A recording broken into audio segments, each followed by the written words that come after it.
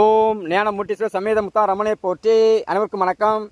இன்றைய பதிவில் மிதுனம் ராசியில் பிறந்த அன்பர்களுக்கு உங்களுடைய கர்மா இந்த ஜென்மத்தில் எப்படி உங்களுக்கு வேலை செய்யும், அந்த கர்மாவை நீங்கள் எப்படி கழிக்கும் பொழுது உங்கள் வாழ்க்கை பிரகாசமாக இருக்கும் அப்படிங்கிறத தெளிவாக சொல்கிறேன். நண்பர்கள் இந்த ஆடியோவை முழுமையாக கேளுங்க.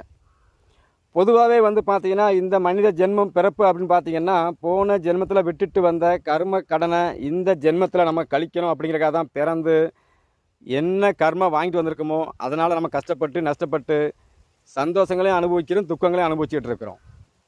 பிறப்பின் அமைப்புப்படி நம்ம கர்மாவை நம்ம கழிச்சிட்டோம் அப்படின்னாலே இந்த வாழ்க்கை அப்படிங்கிறது நம்மளுக்கு பிரகாசமான ஒரு வாழ்க்கையாக இருக்கும், யோகமான ஒரு வாழ்க்கையாக இருக்கும், சிறப்பான ஒரு வாழ்க்கையாக இருக்கும்.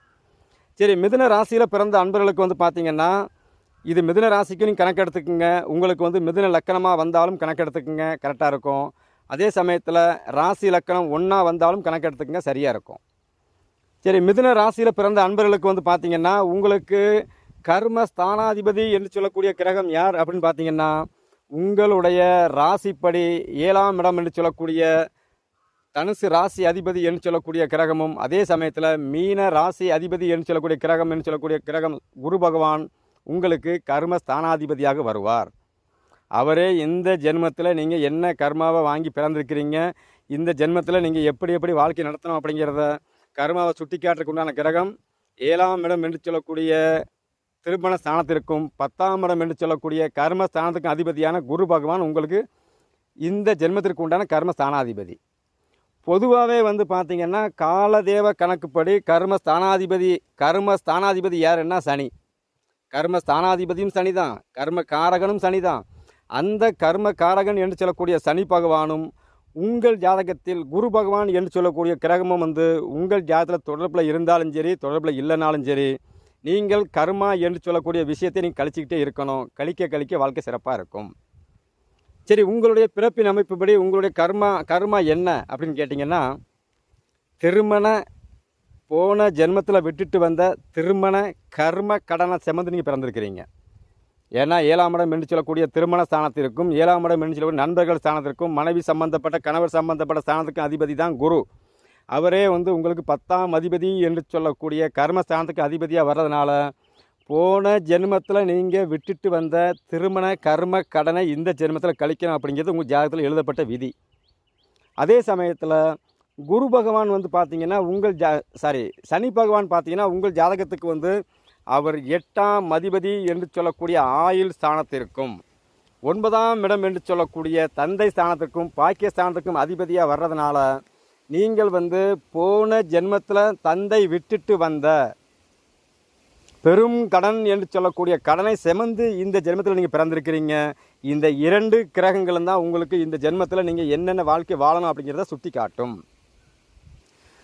சனி பகவான் பார்த்தீங்கன்னா உங்களுக்கு 9ஆம் அதிபதி என்று சொல்லக்கூடிய ஸ்தானாதிபதியாக பாக்கியாதிபதியாக வரக்கூடிய அதே சனி பகவான் உங்களுக்கு தந்தை ஸ்தானத்தையும் சொல்லுவார், தந்தை வழியில் உள்ள கர்மத்தையும் சொல்லுவார்.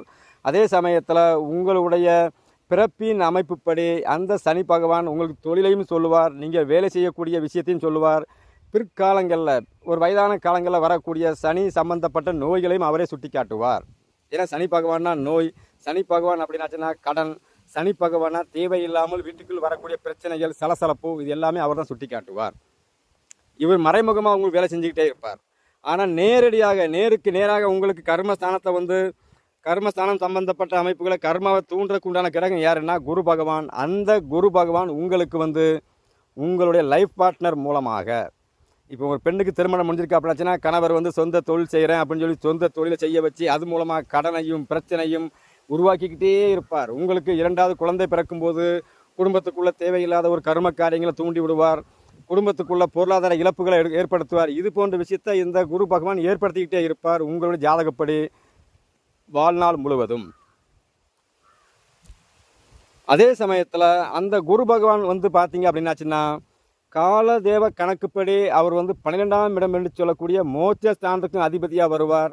காலதேவ கணக்குப்படி இந்த பிரபஞ்சத்தில் இருக்கக்கூடிய பெரும் கடவுள் என்று சொல்லக்கூடிய என் அன்னை முத்தாரம்மன், திருச்செந்தூர் முருகன், சபரிமலை ஐயப்பன், காஞ்சி காமாட்சி, மதுரை மீனாட்சி, திருப்பதி ஆண்டவன், இப்படி எண்ணற்ற தெய்வங்களுக்கும் அந்த குரு பகவான் அதிபதியாக வருவார்.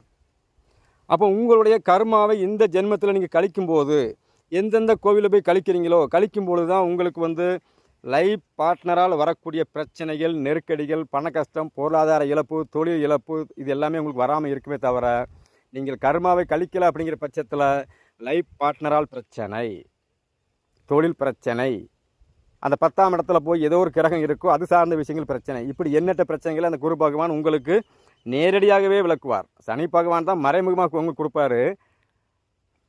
ஆனால் குரு பகவான் வந்து பார்த்தீங்கன்னா நேருக்கு நேராக சொல்லுவார். ஏன்னா குரு அப்படின்னாச்சுன்னா முதல்ல உங்கள் தந்தையை எடுக்கலாம், அடுத்து உங்கள் தாத்தாவை எடுக்கலாம், அடுத்து உங்களுக்கும் அந்த பொறுப்பு சேரும். அதே சமயத்தில் உங்களுடைய பிறக்கக்கூடிய குழந்தைகளுக்கும் அந்த பொறுப்பு சேரும். குரு அப்படின்னாச்சுன்னா உங்களுக்கு 7ஆம் அதிபதியாக வர்றதுனால லைஃப் பார்ட்னர், பிஸ்னஸ் பார்ட்னர், இந்த சமூகத்தில் இருக்கக்கூடிய உங்களுடைய நட்பு வட்டாரங்களையும் குறிக்கிறக்கு உண்டான கிரகம் அவரே தான். அப்போ இந்த மாதிரி அமைப்பில் பிறந்துட்டீங்க, பொதுவாகவே நல்லா கனெக்ட் பண்ணி பாருங்கள். மிதுன ராசியில் பிறந்துட்டீங்க அல்லது மிதுன லக்னத்தில் பிறந்துட்டீங்க அப்படின்னாச்சுன்னா லைஃப் பார்ட்னரால் திருமண வாழ்க்கைன்னு ஒன்று அமைஞ்சதுக்கு அப்புறம், திருமண வாழ்க்கை அமைக்கிறதுக்கு முன்னாலே உங்களை குட்டிகரணம் போகிற வைப்பார். அங்கே ஓடனேன் இங்கே ஓடனேன், அந்த சாமி கும்பிட்டேன் இந்த சாமி கும்பிட்டேன், அதை செஞ்சேன் இதை செஞ்சேன், அப்படி செஞ்சேன் இப்படி செஞ்சேன், எல்லாம் செஞ்சுட்டேன், எனக்கு திருமணமே முடியலையே அப்படிங்கிற ஒரு ஏக்கத்தையும் கொடுக்க வச்சு, திருமணம் முடிஞ்சதுக்கப்புறம் ஏன்டா இந்த திருமணத்தை முடித்தோம் அப்படின்னு நினைக்கிற அளவுக்கு ஒரு மிகப்பெரிய ஒரு நெருக்கடியும் போராட்டத்தையும் தன்னுடைய லைஃப் பார்ட்னர் மூலமாக குரு பகவான் திருமண வாழ்க்கைன்னா என்னன்னு உணர்த்திட்டு தான் உங்களுக்கு வந்து மற்ற விஷயத்தை கொடுப்பார். நம்ம நினச்சிட்டு இருப்போம் குரு பகவான் நம்மளுக்கு யோகாதி குருனாலே யோகம், குருனா நம்மளுக்கு சிறப்பு, குருனா சுபக்கிரகம் நினச்சிட்டு இருப்போம். உங்கள் ஜாதகப்படி அவர் பாதகாதிபதி, கர்மஸ்தானாதிபதியாக அவர் வேலை செய்கிறதுனால கண்டிப்பாக மன வாழ்க்கை அப்படிங்கிறது டிஸ்டர்ப் பண்ணி அதுக்கப்புறம் தான் அந்த மன வாழ்க்கையை உங்களுக்கு வந்து சரி பண்ணி கொண்டு வருவார்.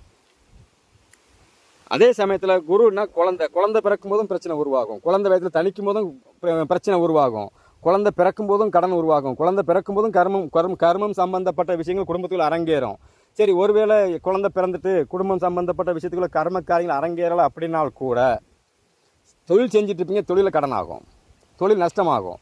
இது போன்ற விஷயத்தையும் அந்த குரு பகவான் அசால்ட்டாக செஞ்சுக்கிட்டே இருப்பார். ஏன்னா சனி பகவான் அடிக்கும்போது வந்து பார்த்தீங்கன்னா ரத்த காயம் வரும், அங்கங்கே ரத்த காயமாக இருக்கும், எடையப்பா அடி விழுந்துட்டேப்பா அப்படின்னு. குரு சுப கிரகம் இல்லை, கௌரவமான கிரகம் இல்லை. அவர் அடிக்கும்போது என்னென்னு கேட்டிங்கன்னா உள்ளுக்குள்ளே வச்சு ரூமுக்குள்ளே பூட்டி வச்சு அடிக்கும்போது சத்தம் வெளியே வராமல் அடிக்கிற மாதிரி அடி கொடுப்பார். ஆனால் அந்த அடியின் வேகத்தை வெளியும் சொல்ல முடியாது, சொன்னால் கௌரவம் போயிடும் அப்படிங்கிறக்காக நம்ம மனசுக்குள்ளேயே போட்டு புழுங்கி என்னடா வாழ்க்கை அப்படின்னு நினைக்கிற அளவுக்கு ஒரு அழுத்தமான விஷயத்தை குரு பகவான் வச்சு செய்வார். அது அவரவர் ஜாதகத்தில் அனுபவித்து பாருங்கள், தெளிவாக பிடிக்கும். சரி, இந்த கர்மாவை எப்படி கழிக்கலாம்? பொதுவாக வந்து உங்களுக்கு கர்ம ஸ்தானாதிபதி மீனராசி.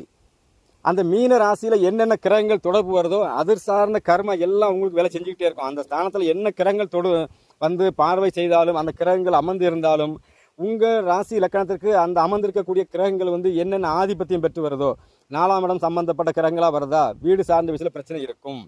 வீடு அமைஞ்ச உடனே கர்ம காரியங்கள் தூண்டும். 5ஆம் அதிபதி சம்பந்தப்பட்டால் அங்கே வந்து பார்த்தீங்கன்னா நம்ம குலதெய்வ அனுக்கிரகம் இருக்குன்னு நினச்சிட்டு இருப்போம். கண்டிப்பாக உண்மை. குழந்தைகள் பிறக்கும்போது தொழில் நஷ்டமாகும், குழந்தைகள் பிறக்கும்போது குடும்ப கர்மகாரியம் அரங்கேறும். அப்போ நான் 10ஆம் அதிபதி அந்த 10ஆம் இடத்துல வந்து தனாதிபதி என்று சொல்லக்கூடிய சந்திரன் சம்பந்தப்பட்டு உங்களுக்கு ராசியே வந்து மீன ராசியாக வந்துட்டு அப்படின்னா கண்டிப்பாக உங்களுக்கு வந்து குடும்பத்தில் வந்து குடும்பம்னு ஒன்று அமைஞ்ச உடனே ஒரு வாரம் 10 நாளுக்கு குடும்பத்தில் கர்மகாரியம் அரங்கேறிடும். இதெல்லாம் செக் பண்ணி பாருங்கள், அவரோட வாழ்க்கையில் செக் பண்ணி பாருங்கள், தெளிவாக புரியும். சரிங்களா? சரி, நம்ம கர்ம ஸ்தானாதிபதி குரு பகவான் இப்படி தான் அமைஞ்சிட்டார். அப்போ நம்ம எப்படி இந்த கர்மாவை கழிக்கலாம் அப்படின்னு கேட்டிங்கன்னா, உங்கள் ஜாதகத்தில் வந்து சனி பகவான் எந்த ராசியில் இருக்கிறாருன்னு பாருங்கள். அந்த ராசி சம்பந்தப்பட்ட அமைப்பு உங்களுக்கு என்னென்ன ஸ்தானமாக வருதோ அது சார்ந்த கடன்கள் அப்படிங்கிறது உங்களுக்கு இருந்துக்கிட்டே இருக்கும். சரிங்களா?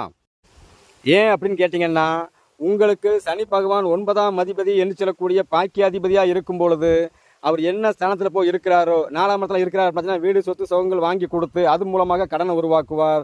அப்போ அந்த கடன் சார்ந்த விஷயங்கள் நமக்கு உருவாக்காமல் இருக்கணும் அப்படின்னா நீங்கள் வந்து 9ஆம் இடம் என்று சொல்லக்கூடிய ஸ்தானத்துக்கு சனி பகவான் அதிபதியாக வந்து அவரே கர்ம காரகன் என்று சொல்லக்கூடிய ஒரு ஸ்தானத்துக்கும் அவர் பிரபஞ்சத்தில் உள்ள அனைவருக்குமே வந்து கர்ம ஸ்தானத்துக்கும் அதிபதியாக வர்றதுனால உங்களுடைய பிறவி கடன் என்று சொல்லக்கூடிய கடனை, கர்ம கடனை நீங்கள் இஷ்டப்பட்டு வழிபாடு செய்யக்கூடிய ஏதோ ஒரு பெரும் கடவுள் என்று சொல்லக்கூடிய தெய்வங்களுக்கு நீங்கள் செலுத்திக்கிட்டே இருங்க.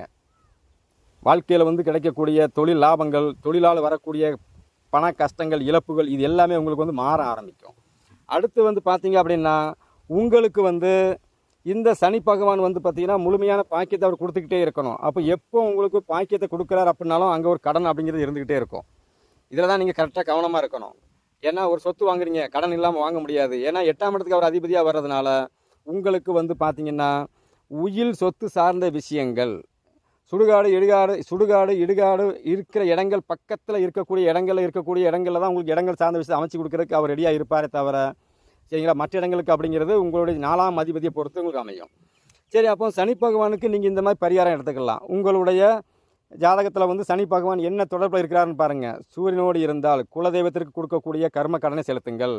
சந்திரனோடு இருந்தால் தாய் வழியில் உள்ள குலதெய்வம் கோவில், தாய் வணங்கிய இஷ்டப்பட்டு வழிபாடு செய்யக்கூடிய தெய்வங்கள், நீங்கள் எந்த ஊரில் பிறந்தீங்களோ அந்த ஊரில் இருக்கக்கூடிய, அந்த மாவட்டத்தில் இருக்கக்கூடிய பெருங்கடவுள் என்று சொல்லக்கூடிய தெய்வங்களுக்கு உங்கள் தலையோட முடியை நீங்கள் காணிக்க கொடுக்க உங்களுக்கு தொழில் வளரும். அந்த பெருங்கடன் உங்களுடைய ஜாதகத்துக்கு வந்து சனி பகவான் 9ஆம் அதிபதியாக இருந்து அவர் 8ஆம் அதிபதிக்கும் 8ஆம் இடம் என்று சொல்லக்கூடிய ஸ்தானத்துக்கும் அதிபதியாக வந்ததுனால தந்தை விட்டுட்டு வந்த பெருங்கடன், போன ஜென்மத்தில் தந்தை விட்டுட்டு வந்த பெருங்கடன், தந்தை வழியில் உள்ள பெருங்கடன் எல்லாமே குறைய ஆரம்பிக்கும். அடுத்து வந்து பார்த்திங்கன்னா இந்த ஜென்மத்திற்கு உண்டான அமைப்புக்கு வந்து குரு பகவானுக்கு நீ என்ன பரிகாரம் எடுக்கலாம்னு கேட்டிங்கன்னா, குரு பகவான் அப்படின்னாலே முதல்ல வந்து ஜீவசமாதி வழிபாடு எடுக்கலாம், ரொம்ப சிறப்பு, சரிங்களா. ஆனால் அதையும் தாண்டி சூட்சமான விஷயம் என்னென்னு கேட்டிங்கன்னா, உங்களுக்கு 7ஆம் இடம் என்று சொல்லக்கூடிய ஸ்தானத்துக்கும் 10ஆம் இடம் என்று சொல்லக்கூடிய ஸ்தானத்துக்கும் குரு பகவான் வந்து அதிபதியாக வந்து அவர் உங்கள் ராசி இலக்கணத்தில் எங்கே இருந்தாலும் இருந்துட்டு போட்டோம், தப்பு இல்லை. ஆனால் அவருடைய ஆதிபத்தியம் என்ன அப்படின்னு கேட்டிங்கன்னா 7, 10. அப்போ மனைவி வழியில் உள்ள குடும்பத்தில் குழந்தையாக இருக்கும்போது இறந்து போன கன்னி தெய்வங்கள் என்று சொல்லக்கூடிய ஒரு குழந்தை வழிபாடு முறை அங்கே இருக்கும். அந்த வழிபாடு முறையும் நீங்கள் எடுக்கலாம். அந்த வழிபாடு முறையை நீங்கள் எடுத்து அவங்களுக்கு உணவு தண்ணி சக்கரை பொங்கல் இதெல்லாம் வச்சு துணி எடுத்து வச்சு வழிபாடு செய்கிறது, இது போன்ற வழிபாடு முறைகளை நீங்கள் எடுக்கலாம். உங்களுக்கு நல்ல முன்னேற்றமாக இருக்கும். அதே சமயத்தில் அந்த குரு பகவான் உங்களுடைய ராசி இலக்கணத்திற்கு 7ஆம் அதிபதியாக வரக்கூடிய அந்த குரு பகவான் இந்த பிரபஞ்ச கணக்குப்படி 9ஆம் அதிபதி என்று சொல்லக்கூடிய தந்தை ஸ்தானத்துக்கு அதிபதியாக வர்றதுனால உங்களுடைய தந்தை, நீங்கள் எந்த வீட்டில் பிறந்தீங்களோ உங்கள் வீட்டிலேயே இந்த அமைப்பு இருக்கும். கன்னி தெய்வ வழிபாடு, இறந்தவர்கள் வழிபாடு, முன்னோர்கள் வழிபாடு, தாத்தா பாட்டியே வழிபாடு செய்யணும், இறந்து போன தாத்தா பாட்டியை வழிபாடு செய்கிறது, வீட்டில் உள்ள குழந்தைகள் தெய்வமாக இருக்கக்கூடிய கன்னி தெய்வங்களை வழிபாடு செய்யும். இந்த மாதிரி வழிபாடு முறைகளை உங்கள் வீட்டிலையும் கரெக்டாக எடுத்துக்கிட்டே இருக்கணும். அப்படி எடுக்க தான் உங்களுடைய இந்த ஜென்மத்துக்கு உண்டான பிறவி கடன் அப்படிங்கிறது கழிய ஆரம்பிக்கும். அடுத்து வந்து பார்த்திங்கன்னா குரு அப்படின்னாலே வந்து பார்த்திங்கன்னா 7, 10 சம்மந்தப்பட்டுக்கிறார். அப்படிங்கும்போது நல்லா பாருங்கள், 7ஆம் இடங்கிறது பாதகம், 10ஆம் இடம் கர்மம். அப்போது அந்த பாதகம் கர்மம் ஸ்தானம் சம்பந்தப்பட்ட தொடர்பில் இருக்கும்போது எதையுமே நம்ம நெருங்கி போக பிரச்சனை வரும். பாதகம்னா என்ன? கொடுத்து பிடுங்கிறது. மனைவின்னு சொல்லக்கூடிய ஒரு உறவை கொடுத்து ஏன்டா இதை கெட்டணும் அப்படின்னு நினைக்கிற அளவுக்கு பிரச்சனை கொடுக்க பார்த்தீங்களா, அது பாதகம். கொடுத்ததும் அவரே, கெடுக்கிறதும் அவரே எங்கள் கணக்கில் வந்துடும். அப்போ எதுவுமே எந்த ஒரு குருன்னு சொல்லக்கூடிய உங்கள் குழந்தை மேலேயாக இருக்கட்டும், குருன்னு சொல்லக்கூடிய உங்கள் தந்தை மேலேயாக இருக்கட்டும், குரு உங்களுக்கு ஆதிபத்திய ரீதியாக கணக்கு பண்ணீங்க அப்படின்னா உங்களுக்கு வந்து 7ஆம் அதிபதியாக வர்றதுனால லைஃப் பார்ட்னர் இவங்கள்டலாம் வந்து ரொம்ப பற்றற்ற நிலையில் வந்து ரொம்ப பற்றோடு நீங்கள் நெருங்க பிரச்சனை வரும். அதுக்காக நீங்கள் பிரிஞ்சு போங்க நான் சொல்லலை, சரிங்களா. எதையுமே வந்து நம்ம பரிகாரம் மூலமாக சரி செய்ய முடியுமானா சரி செய்ய முடியும். ஏன்னா 7ஆம் இடம் பாதகம், 10ஆம் இடம் கர்மம், இந்த 2 ஸ்தானத்துக்கு அதிபதியாக வந்து இருக்கிறதுனால அப்போ தந்தை மேலே, மனைவி மேலே, கணவர் மேலே, குழந்தைகள் மேலே பற்று இல்லாமல் இருந்தாச்சுன்னா என்னடா மனுஷன் கேட்ட மாட்டாங்க. ஆனால் 10ஆம் இடம் என்று சொல்லக்கூடிய கர்மாவை நீங்கள் கழித்தால் இங்கே பாதகமும் அடிபட்டு போகும், கர்மமும் கழிய ஆரம்பிச்சிடும். அப்போது நீங்கள் பாசம் காட்டும்போது என்ன ஆகுன்னா அவங்க கொடுக்குற அட்வைஸ், அவங்க கொடுக்குற காசு, பணம், பொருளாதாரம், அவங்ககிட்டேருந்து வரக்கூடிய அன்பு, பண்பு, பாசம் இது எல்லாமே உங்களுக்கு நிறைவாகவே கிடைக்க ஆரம்பிக்கும். ஏன்னா நீங்கள் கர்மாவை கழிக்கணும். கர்மாவை கழிச்சா தான் இந்த பிரபஞ்சம் உங்களுக்கு ஒரு நிம்மதியான ஒரு வாழ்க்கையை வாழ்கிறதுக்கு முதல்ல அனுமதிக்கும். இல்லைன்னா நம்ம என்ன கர்மாவை வாங்கிட்டு வந்திருக்கோமோ, நம்ம கர்ம ஸ்தானாதிபதி என்ன கிரகமாக வர்றாரோ அது சார்ந்த விஷயத்தில் உங்களுக்கு நெருக்கடியில் கொடுத்துக்கிட்டே இருக்கும். நம்ம நெருங்க என்ன ஆகுன்னா வாழ்க்கை போராட்டமாக இருக்கும், சரிங்களா. அப்போ குரு என்று சொல்லக்கூடிய அந்த கிரகம் வந்து பார்த்திங்கன்னா உங்களுடைய தனுசு ராசி வந்து உங்களுக்கு 7ஆம் அதிபதியாக வேலை செய்கிறாரு. மீன ராசிங்கிறது உங்களுக்கு கர்மமாக வேலை செய்யுது, தொழில் ஸ்தானமாக வேலை செய்யுது, பட்டம் பதவியில் வேலை செய்யுது. ஏன்னா 10ஆம் இடம் கர்மஸ்தானம். கர்மான்னு சொல்லக்கூடிய விஷயத்த வந்து கர்மாங்கிறத ஒரு முட்டையாக கணக்கு பண்ணி பாருங்கள். ஒரு முட்டை இருக்குது, அந்த முட்டை அப்படிங்கிறது வந்து மேலே இருக்கிற ஓடு வந்து கர்மா. அந்த கர்மாவை உடச்சிட்டிங்க அப்படின்னாச்சுன்னா அந்த முட்டையிலேருந்து நீங்கள் ஆம்லேட்டு, ஆஃப் ஆயில், அந்த முட்டையிலேருந்து என்னென்ன வகையாக நீங்கள் செய்ய முடியுமோ அதை அனைத்துமே செஞ்சு சாப்பிட்டுக்கலாம். ஆனால் முழு முட்டையாக நீங்கள் கர்மாவை உடைக்காமல் நீங்கள் அப்படியே வச்சுருந்தீங்க அப்படின்னாச்சுன்னா ஒரு 20 நாள் 30 நாள் வைக்கலாம். அதுக்கப்புறம் அந்த முட்டை ஒன்று கூமுட்டையாக போகும், இல்லை ஆகாமல் போகும், அவ்வளோதானே. அப்போ கர்மாவை உடைச்சா தான் நீங்கள் அடுத்தடுத்து உள்ள அந்த 10ஆம் இடத்துக்கு சம்மந்தப்பட்ட தொழில் வளர்ச்சி, பட்டம், பதவிகள், கௌரவமான அந்தஸ்து. ஏன்னா 10ல் இருக்கக்கூடிய கிரகங்கள் வந்து 10ஆம் இடம் இயங்கும் போது 4ஆம் இடம் இயங்கும். சுகமான ஒரு வாழ்க்கை, வண்டி, வாகனம், சொத்து, சுகங்கள், வீடு வாசல் இது எல்லாமே அடையணும், அப்படி அடையணும் அப்படின்னாச்சுன்னா நீங்கள் இந்த கர்மாவை கழிக்க வேண்டும். ரெண்டாவது 10ஆம் இடம் இயங்க ஆரம்பிச்சுட்டுனா அங்கே 4ஆம் இடம் இயங்கும். 4ஆம் இடம் இயங்கும்போது என்ன ஆகும்னா தந்தையோட ஆயுள கேள்விக்குறி வச்சுக்கிட்டே இருக்கும். அப்போ நீங்கள் உங்கள் கர்மாவை கழிக்கும் போது உங்கள் தந்தைக்கு ஆயுள் அதிகமாக இருக்கும், தந்தைக்கு உடல் ரீதியாக பிரச்சனை வராது, தந்தைக்கு வருமானம் வரும். தந்தைக்கு வருமானம் வரும்போது என்ன பண்ணுவார், அந்த தந்தை உங்களுக்கு வந்து காசை கொடுக்க போகிறார். இவ்வளோதான் விஷயம். ஒரு விஷயத்தை நம்ம வந்து எப்படி கையில் எடுத்து நம்ம கையாளுறோம் அப்படிங்கிறது தான் கணக்கு. சரிங்களா? ஒரு கத்தியை எடுக்கிறீங்க, அந்த கத்தியை எடுத்து நீங்கள் எப்படி கையில் பிடிக்கிறீங்களோ அதுக்கு தகுந்த மாதிரி தான் கையில் அந்த காயமாகாதான் நம்ம முடிவு பண்ண முடியும். அதே மாதிரி தான் கர்மா என்று சொல்லக்கூடிய விஷயத்தை நீங்கள் எப்படி கையில் எடுக்கிறீங்களோ, எப்படி அந்த கர்மாவை கழிக்கிறீங்களோ அதுக்கு தகுந்த மாதிரி உங்கள் வாழ்க்கை சிறப்பாக இருக்கும். ஏன்னா 7ஆம் இடம் 10ஆம் இடத்துக்கு அதிபதியான குரு பகவான் உங்களுக்கு கர்ம ஸ்தானாதிபதியாக வர்றது மட்டும் இல்லாமல் பாதகாதிபதி என்று சொல்லக்கூடிய ஒரு ஸ்தானத்துக்கு அதிபதியாக வர்றதுனால அவர் வந்து கண்டிப்பாக உங்களுக்கு என்ன கொடுத்தாலும் அதில் ஒரு பாதகம் இருந்துக்கிட்டே இருக்கும்.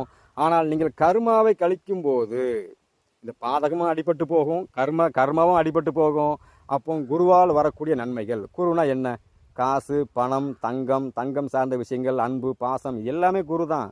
நம்மளுடைய உயிர் சார்ந்த விஷயங்கள், நம்ம டிஎன்ஏ, நம்ம குடும்ப வளர்ச்சி, முன்னோர்கள் ஆசீர்வாதம், பித்திரு சாபம் இல்லாத ஒரு வாழ்க்கை. சரிங்களா? அதே சமயத்தில் இந்த ஜென்மத்தில் கிடைக்கக்கூடிய நண்பர்களால் கிடைக்கக்கூடிய ஒரு சந்தோஷம், மனைவியால் கிடைக்கக்கூடிய ஒரு சந்தோஷம், கணவரால் கிடைக்கக்கூடிய ஒரு சந்தோஷம், அதே சமயத்தில் தொழிலால் வரக்கூடிய லாபங்கள், பட்டம், பதவிகள், இது எல்லாத்தையுமே அவர் தான் கொடுக்கணும். பொதுவாக ஒரு ஜாதகத்தில் குரு பகவான் தெளிவாக இருக்கிறாரு, குரு பகவான் பாதகம் மாரகம் சம்பந்தப்படாமல் தெளிவாக இருக்கிறாரு அப்படின்னாலே அந்த ஜாதகம் ஜெயிச்சிடும். ஏன்னா ஒட்டுமொத்த விஷயத்தையுமே அவர் கையில் எடுத்தாருன்னா குரு சொன்னாச்சுன்னா எல்லா விஷயமே அரங்கேறும். ஏன்னு கேட்டிங்கன்னா இந்த குரு பகவானுக்கு உண்டான தன்மை என்னன்னு கேட்டிங்கன்னா நம்ம வழிபாடு செய்யக்கூடிய மும்மூர்த்திகள் என்று சொல்லக்கூடிய சிவன், விஷ்ணு, பிரம்மா, இந்த 3 தேவர்கள் இருக்கிறாங்கல்ல, மும்மூர்த்திகள், இவங்களுக்கே குரு அவர் தான். அந்த குரு சொன்னால் அந்த கடவுள் கேட்பார். அப்போ குரு உங்களுக்கு பாதகாதிபதியாக வர்றதுனால, கர்மஸ்தானத்துக்கும் அதிபதியாக வர்றதுனால உங்கள் கர்மாவை மட்டும் நீங்கள் கரெக்டாக கழிச்சிக்கிட்டே இருங்க. அது குலதெய்வம் கோயிலில் போய் கழிக்கும்போது உங்களுடைய வம்சம் விருத்தியாகும். இஷ்ட தெய்வம் கோவிலில் போய் உங்களுடைய கர்மாவை கழிக்கும் பொழுது அங்கே வந்து பார்த்திங்கன்னா உங்களுடைய பாக்கியஸ்தானம் வலுவாகும். பாக்கியஸ்தானம் வலுவாகும்போது என்ன ஆகுன்னா இந்த பிரபஞ்சத்தில் நீங்கள் என்ன பாக்கியம் அடையணும்னு நீங்கள் பிறந்திருக்கீங்களோ அந்த பாக்கியம் தேடி வரும். ஏன், இந்த ஜில்லாவுக்கு நீங்கள் கலெக்டராக அமைப்பு இருந்தால் கண்டிப்பாக அதை செஞ்சால் நடக்க தான் செய்யும். ஏன்னா உங்கள் ஜாதகத்தில் உள்ள கிரகங்களை நீங்கள் எந்த அளவுக்கு கையாளுறீங்களோ அந்த அளவுக்கு தான் உங்கள் வாழ்க்கை ஜெயிக்கும். சரிங்களா? அடுத்து வந்து பார்த்திங்கன்னா இந்த 10ஆம் இடத்தோடு ராகு கேது தொடர்பு கொண்டால், குரு பகவான் ராகுவோடு தொடர்பு கொண்டால், அல்லது குரு பகவான் கேதுவோடு தொடர்பில் இருந்தால், சனி பகவான் ராகுவோடு தொடர்பில் இருந்தால், அல்லது கேது பகவான் சனியோடு தொடர்பில் இருந்தால், இந்த கணக்கு எடுத்துக்கோங்க. இது எல்லாமே என்னென்னு கேட்டிங்கன்னா நம்மளுடைய ராகு அப்படின்னாச்சுன்னா நம்மளுடைய அப்பா வழியில் உள்ள தாத்தா பாட்டி என்று சொல்லக்கூடிய பாட்டன் பாட்டியை குறிக்கிறதுக்குண்டான கிரகம். கேது அப்படின்னாச்சுன்னா அம்மா வழியில் உள்ள அம்மா வழி தாத்தா பாட்டி, அவங்களுடைய பாட்டன் பாட்டி, இந்த மாதிரி வம்சத்தை குறிக்கிறதுக்கு உண்டான கிரகம். இந்த ராகு கேது இந்த குருவோடையோ சனியோடு சேர்ந்து இருந்தால், தாய் எந்த கிரகத்தோடு சேர்ந்து இருக்கிறாரோ அந்த தாத்தா பாட்டி விட்டுட்டு வந்த கர்ம கடன், குலதெய்வ கடன், இஷ்ட தெய்வ கடன், இது எல்லாம் உங்கள் வம்சத்தில் பின்தொடர்ந்து வந்துக்கிட்டே இருக்கும். ஏன்னா குரு ராகு சேர்ந்துட்டா அப்படின்னாச்சுன்னா குரு சண்டால யோகம். என்ன வாழ்க்கை போராட்டம், காசு பணம் 2 நாள் இருந்தால் 10 நாள் இருக்காது, 10 நாள் இருந்தால் 20 நாள் இருக்காது, இப்படி போயிட்டு இருக்கோம். குரு கேது கோடீஸ்வர யோகம், கீழே யோகம் அப்படிம்பாங்க. ஆனால் நடைமுறையில் பார்த்தீங்கன்னா கடன்கார யோகமாக கொடுத்துட்ருக்கோம். கடன் வாங்க ஆரம்பிச்சிங்கன்னா வாங்கிட்டே இருப்பீங்க, நிற்க முடியாது. கடன் அப்படியே அள்ளி தெளிச்சிக்கிட்டே இருப்பார். கட்டுக்கட்டா குருன்னு சொல்லக்கூடிய கடனை வந்து அள்ளி கொடுத்துக்கிட்டே இருப்பார். வீட்டில் இருக்கக்கூடிய தங்க நகைகளை கொண்டு பேங்கில் அடை வைக்கிறது, இப்படி எல்லா விஷயத்தையுமே இந்த ராகு கேது பண்ணிகிட்டே இருக்கும். ஏன்னா இதெல்லாம் ராகு கேது வந்து மாயக்கிரகங்கள், நிழல் கிரகங்கள். அது என்ன செய்ய போகுது, இந்த நிழல் எந்த பக்கம் சாய போகுதுங்கிறது உங்களால் யோசிக்கவே முடியாது, அந்தளவுக்கு நெருக்கடி கொடுக்கும். அப்போது உங்கள் ஜாதகத்தில் வந்து அந்த குருவோடையோ அல்லது சனியோடையோ இந்த கிரகங்கள் சேர்ந்துட்டு அப்படின்னாச்சுன்னா முன் ஜென்மத்தில் தாத்தா பாட்டி விட்டுட்டு வந்த கர்மக்கடன், குலதெய்வ கடன், இஷ்டதெய்வ கடன், அது அம்மா வழி அப்பா வழியை தெரிஞ்சு அந்த கடனையும் நீங்கள் செலுத்திட்டு இந்த ஜென்மத்தில் நீங்கள் வாங்கிட்டு வந்த 10ஆம் அதிபதி என்று சொல்லி குரு பகவானுக்கு உண்டான கர்மம் சம்பந்தப்பட்ட கடனை நீங்கள் செலுத்திட்டு வரும்பொழுது இந்த பிரபஞ்சம் உங்களுக்கு எந்த ஒரு கேள்வியும் கேட்காது. அருமையான கணவர், அருமையான மனைவி, அருமையான குழந்தைகள், நோய் இல்லாத, பிரச்சனை இல்லாத, செலவு இல்லாத, சுகபோகமான ஒரு வாழ்க்கையை கொடுக்கறக்கு உண்டான குழந்தைகள், குழந்தை பிறந்தவனே தொழில் வளர்ச்சி, தொழில் வீழ்ச்சி அல்ல தொழில் வளர்ச்சி, குழந்தை பிறந்தவனே சொத்து சுகங்கள், சில நிலம் சார்ந்த விஷயங்கள் வாங்குறதுக்கு உண்டான அமைப்பு, குழந்தை பிறந்தவனே தங்க நகை, தங்க தட்டில் சாப்பிட, இப்படி எல்லாமே கொடுக்கறது எல்லாமே அந்த குரு தான். உங்கள் வீட்டில் வந்து தங்க நகை, குரு வலிமையாக இருந்தால் தங்க நகை சேர்ந்துக்கிட்டே இருக்கும். குரு பாதகம் மாரகம் சம்பந்தப்பட்ட கிரகங்கள் பார்வை தொடர்பு இந்த மாதிரி ஒரு அமைப்பில் குரு பகவான் உள்ளே வந்துட்டார் அப்படின்னா தங்க நகை எல்லாமே பேங்கில் இருக்கும், உங்கள் வீட்டில் இருக்காது. அல்லது தங்க நகையால் பிரச்சனை இருக்கும். இப்படி ஏதோ ஒரு விஷயத்தை அவர் கொடுத்துக்கிட்டே இருப்பார். சரிங்களா? கூறுவி உங்கள் ராசி லக்கணத்துக்கு அந்த 10ஆம் இடம் என்று சொல்லக்கூடிய கர்மம் சம்பந்தப்பட்ட ஸ்தானத்துக்கு அதிபதியாக வந்ததுனால சனி பகவானும் உங்களுக்கு வந்து 8ஆம் இடம் என்று சொல்லக்கூடிய அற்ப ஆயுள இறந்து போன முன்னோர்கள் வழியில் உள்ள குழந்தைகளை வழிபாடு செய்ய சொல்லி அவரே தூண்டுறார். ஆல்ரெடி பிறப்பு ஜாதகப்படியே உங்களுக்கு குரு பகவானே குழந்தையாகி அவரே கர்மமாகி அவரே வந்து கடவுளாக மாறி இருக்கிறார். அப்போ இது போன்ற தெய்வங்களை வீட்டில் வச்சு கன்னி தெய்வ வழிபாடாக எடுப்பதன் மூலமாகவும் கன்னி தெய்வங்களை வழிபாடு செய்வதன் மூலமாகவும் அதே சமயத்தில் உங்களுடைய முன்னோர்களுடைய ஆசீர்வாதத்தை நீங்கள் வாங்க தான் வாழ்க்கை ஜெயிக்கும். அப்போ முன்னோர்கள் ஆசீர்வாதம் எப்படி வாங்க முடியும்? இறந்தவங்களுக்கு கரெக்டாக வருஷத்தை ஒரு தடவை செய்யக்கூடிய அந்த திதி தர்ப்பணம்னு சொல்கிறோம்ல, அதை கரெக்டாக கொடுத்துட்டு வந்துக்கிட்டே இருங்க. அதே சமயத்தில் இருக்கிற காலங்களில் உங்களுடைய குழந்தைகளுக்கோ நல்லா புரிஞ்சுக்கிங்க, 7, 10 சம்மந்தப்பட்டிருக்குது. 7ஆம் இடம் அப்படிங்கிறது கணவர் அல்லது மனைவி, 10ஆம் இடம் கர்மம். அப்போ உங்கள் கர்மாவை எப்படி கழிக்கணும்? நீங்கள் போய் ஒரு குலதெய்வம் கோயிலோ இஷ்டதெய்வம் கோயிலோ போய் நீங்கள் பூமுடி கொடுக்க போகிறீங்கன்னா கணவர் மொட்டை போட்டால் மனைவி பூமுடி கொடுக்கணும், மனைவி பூமுடி கொடுத்தாலும் குழந்தையும் மொட்டை போட வேண்டும். அது பெண் குழந்தையாக இருந்தால் 2 வருஷத்துக்கு மொட்டை போட்டுக்கலாம், 3 வருஷம் மொட்டை போட்டுக்கலாம். அதுக்கப்புறம் பூமுடி கொடுத்துக்கிட்டு வந்துகிட்டே இருக்கணும். அப்போ எந்தெந்த கோவிலில் போய் நீங்கள் செய்யும் போதும் குடும்பத்தோடு போய் நீங்கள் உங்கள் கணவர் உங்களுடைய மனைவி அல்லது குழந்தைகள் இப்படி குடும்பத்தோடு போய் நீங்கள் எப்போல்லாம் வருஷத்தில் ஒரு தடவை உங்களுடைய கர்மாவை கழிக்கிறீங்களோ அந்த ஆண்டு உங்களுக்கு வந்து பொற்காலமான ஆண்டாக இருக்கும். எந்த வருஷத்தில் நீங்கள் அதை கழிக்காமல் விட்டுட்டு வரீங்களோ அந்த ஆண்டு உங்களுக்கு வந்து ஏண்டா பிறந்தோன்னு நினைக்கிற அளவுக்கு கர்மா வேலை செய்யும். அனுபவத்தில் கண்ட உண்மை, என் அன்னை முத்தாரம்மன் எனக்குள் இருந்து உணர்த்திய விஷயங்கள். அப்போ இது போன்ற அமைப்பில் உங்கள் ஜாதகம் அமைஞ்சிட்டு அப்படிங்கும்போது உங்கள் கர்மாவே நீங்கள் இப்படி செலுத்திட்டு வந்துக்கிட்டே இருங்க. வாழ்க்கையில் குருவால் வரக்கூடிய தோஷத்தை நிவர்த்தி செய்து சனி பகவானால் வரக்கூடிய முன் ஜென்ம வினை கர்மாவை நிவர்த்தி செய்து இந்த ஜென்மத்தில் சிறப்பான ஒரு வாழ்க்கையை உங்களால் வாழ முடியும். சரி, உங்களுக்கு ஜாதகத்தில் வந்து அருகில் இருக்கிறவங்கள்ட்ட நீங்கள் கொடுத்து பார்த்து ஆய்வு பண்ணி நீங்கள் செய்யலாம். ஒரு வேளை தெரியலைனாலும் என்னால் வந்து என் அன்னை முத்தாரம்மன் அருளோடு உங்களுக்கு உங்கள் ஜாதகத்துக்கு உண்டான கர்மா அமைப்பு என்ன, உங்கள் பிறப்பின் நோக்கம் என்ன, நீங்கள் எந்த ஜென்மத்தில் எந்த பிறவி கடனை சுமந்து பிறந்திருக்கிறீங்க, உங்களுடைய கடன் வழிபாடு முறைகள் என்ன அப்படிங்கிறத துல்லியமாக எடுத்துத்தர முடியுமான்னு என்கிட்ட கேட்டிங்கன்னா கண்டிப்பாக எடுத்துத்தர முடியும், என் அன்னை முத்தாரம்மன் அருளோடு. சரிங்களா? சரி, இந்த வீடியோவை தெளிவாக உங்களுக்கு தெளிவாக பேசியிருக்கிறேன். இந்த வீடியோ உங்களுக்கு பிடிச்சதுன்னா சப்ஸ்கிரைப் பண்ணி பாருங்கள், உங்கள் நண்பர்களுக்கு ஷேர் பண்ணுங்கள். இந்த வீடியோவில் உள்ள பல சொன்ன பரிகாரங்களை வந்து கொஞ்சம் நீங்கள் அந்த பரிகாரத்தை செஞ்சு பாருங்கள். உங்கள் வாழ்க்கையில் ஒரு நல்ல முன்னேற்றங்கள் நல்ல மாற்றம் கிடைக்கும். சரிங்களா? எல்லோருக்கும் என் அன்னை முத்தாரம்மன் அருள் பரிபூர்ணமாக கிடைக்கட்டும். நன்றி, வணக்கம்.